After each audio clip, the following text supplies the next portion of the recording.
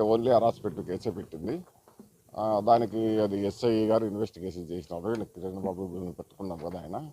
కిరణ్ బాబు register చేసినాడు case, investigation చేస్తున్నాడు. దీంట్లో ఓన్లీ హరాస్మెంట్ కేసు ఉంటే ఈయన 307 కేసు ఉంది. 307 అంటే పాత సెక్షన్ చెప్తున్నాను, అది అటెంప్ట్ టు మర్డర్ కేసు ఉంది మీ పైన, అది తీసేయాలన్నా తర్వాత మిమ్మల్ని అరెస్ట్ చేయకూడదన్నా కానీ మాకు అమౌంట్ ఇవ్వాలని చెప్పి డిమాండ్ చేసినాడు. లాస్ట్కి ఫైనల్గా 30,000 కుదుర్చుకున్నాడు.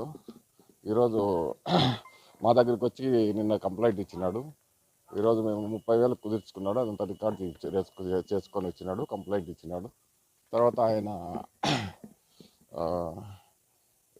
ఎస్ఐ గారికి ఫోన్ చేస్తే ఎస్ఐ ఇంటి దగ్గరకు తీసుకొని రండి అని చెప్పినాడు. ఇంటి దగ్గర తీసుకొని వచ్చి డబ్బులు ఇంటి దగ్గర పక్కన పెట్టిపోమంటే దగ్గర ఆ బాక్స్లో పెట్టిపోయినాడు.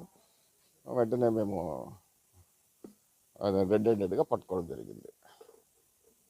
తెచ్చిన దీన్ని బట్టి మేము అది తెచ్చిన వాయిస్ రికార్డులు బట్టి డిమాండ్ చేసినది కూడా ఉండడానికి లంచం డిమాండ్ అంటే 307 అని చెప్పినాడు, భయపెట్టినాడు ఆయన్ని.